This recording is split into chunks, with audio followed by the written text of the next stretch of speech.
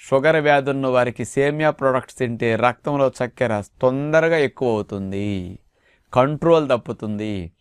మరి షుగర్ వ్యాధి లేదు కదా అని మీరు అనుకోవచ్చు. మరి మీరు వచ్చేదాకా ఇట్లాంటివి ఎక్కువగా తిన్నారనుకోండి, షుగర్ వ్యాధి ఇంకా చిన్న వయసులోనే వచ్చే ఫౌండేషన్ మీరు వేసుకుంటున్నట్లు అన్నమాట.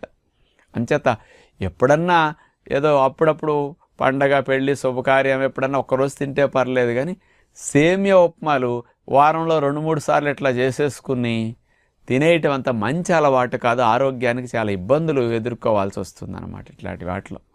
కాబట్టి ఆలోచించండి.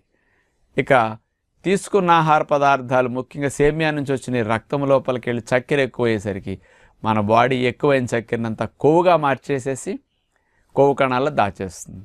ఆటోమేటిక్గా వెయిట్ పెరిగిపోతారు. సేమియాకు తొందరగా వెయిట్ పెరిగే రిస్క్ ఉంటుందన్నమాట. అట్లాగే ఈ ఎంటీ కార్బో